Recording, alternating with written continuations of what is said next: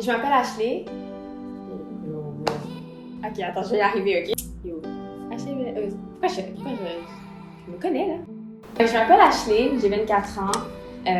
J'aime beaucoup la musique, entre autres le chant, le piano aussi.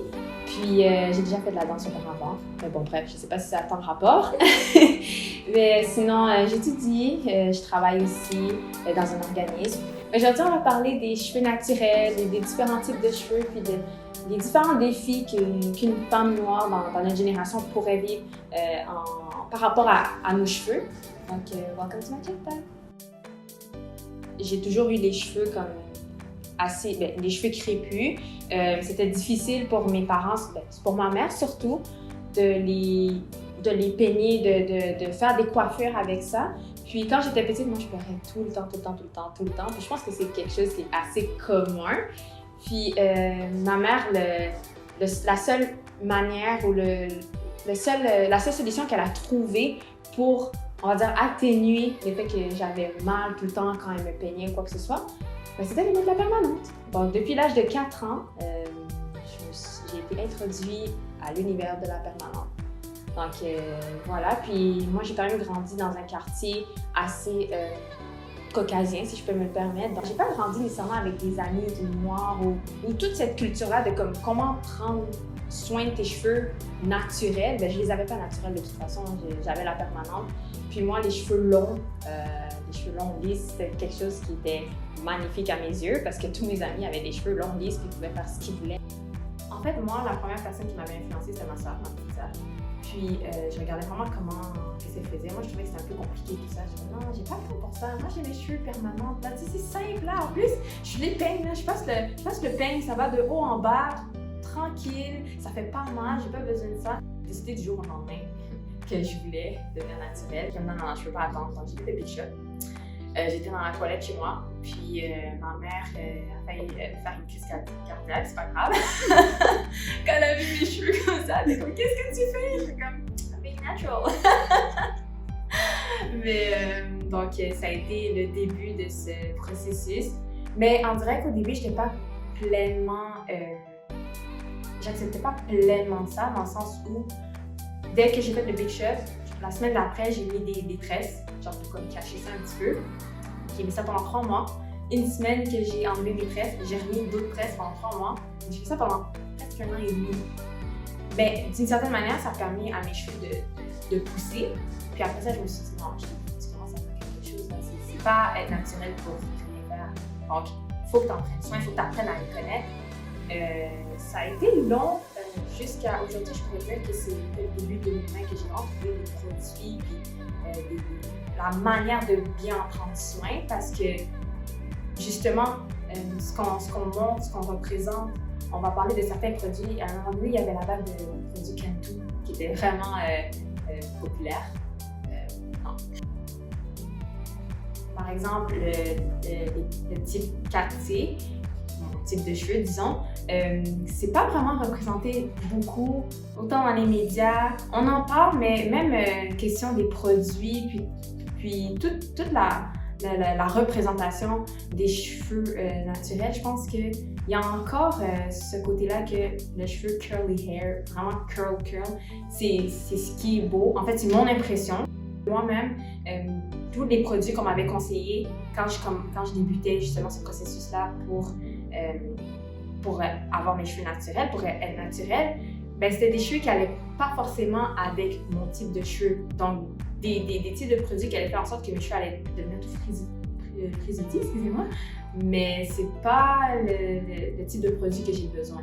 Il y a un fond d'histoire derrière ça aussi. Je pense qu'à la base, quand on parlait de cheveux crépus, c'était quelque chose qui était représenté comme étant moins beau, moins propre, moins... Je pense que c'est plus à ce niveau-là. Moi, personnellement, quand on me dit que j'ai les cheveux crépus, je sais que j'ai les cheveux crépus. C'est mes cheveux, je veux dire, je peux pas l'appeler autrement. Ça me dérange pas. Après, je sais pas si c'est le cas pour plusieurs autres femmes, mais je pense que c'est vraiment une question de déconstruction sociale. Là. C'est vraiment quelque chose qu'on doit apprendre à peut-être dire, mais même à accepter aussi. Je pense que ça va être utilisé d'une manière péjorative, mais je pense que c'est à nous de le ramener d'une manière plus positive. Je ne sais pas comment je pourrais apporter ça, mais en gros, du point de vue de cette personne-là, il ne fallait pas que je montre mes cheveux naturels parce que c'était pas beau. Ou je devais pas poster des photos avec mes cheveux comme ça parce que c'était pas beau. Puis ça, c'est quelque chose que j'avais jamais vraiment été confrontée, j'avoue. Puis c'est la première fois que je me suis pas remise en question, mais ça m'a vraiment fait un choc dans le sens que, oh, attends une minute là, parce que ça, c'est moi au naturel. Je peux pas, qu'est-ce que tu veux que je fasse d'autre? Je peux pas raser mes cheveux, je peux pas, genre, je veux dire, c'est moi. Donc de me dire que non, en fait, je préfère plus que tu mettes une wig ou des tresses ou autre chose, ça fait mal. Ça fait mal. Puis je pense que ça, c'est des choses que les gens n'ont pas conscience. Parce que c'est encore un travail pour une grande majorité d'entre nous de s'accepter puis de s'aimer avec nos cheveux naturels. Je pense qu'on a encore beaucoup de travail à faire aujourd'hui. Il y a encore, je pense, cette idée-là du curly hair, du fait que ça, c'est beau. Oui, on a les cheveux tous curly, mais de types différents. J'ai une amie qui m'avait dit « Ah, mais tu sais, si tu vas à une entrevue, là, tu peux pas sortir avec tes cheveux comme ça. » Je dis « Mais pourquoi pas? » J'essaie de comprendre, tu sais, non, mais tu mets tes cheveux lisses, c'est ça qui est beau, tu sais, ce good hair-là, tes cheveux, montre-le de cette manière-là, mais pourquoi? Ça doit partir de nous. Là, ça fait trop longtemps qu'on a laissé, on va dire, la société un peu montrer c'était quoi justement cet idéal de beauté. Je connais un slogan ou un quote qui dit « It all starts with you ». Puis ça, je trouve que ça s'applique dans tout dans la vie, puis ça s'applique aussi par rapport à nos cheveux. Ça commence par toi, dans le sens où apprends à connaître tes cheveux. Moi là, comme ça fait 4 ans que je suis naturelle, puis ça fait juste 1 an que j'ai vraiment comme appris à connaître, ok, ce type de produit-là, ça fonctionne pas pour moi, mais pourquoi ça fonctionne pas? Tu sais, juste pose-toi des bonnes questions, tu peux demander, il y a des gens qui sont là, on commence à être plusieurs justement à embrace les cheveux naturels. C'est comme une personne, tu apprends à connaître la personne, tu vas apprendre à connaître ses désirs, ce qu'elle aime faire, sa façon d'être, ben, c'est la même chose pour tes cheveux. Tu apprends à connaître tes cheveux, tu vas savoir qu'est-ce que tes cheveux aiment, qu'est-ce que tes cheveux peuvent absorber comme type de produit ou non. Donc je dirais vraiment, prends le temps. Je sais que c'est facile à dire, même moi on me le disait tout le temps, puis j'étais tannée là comme ça, j'étais comme mais oui, mais les produits ne fonctionnent pas.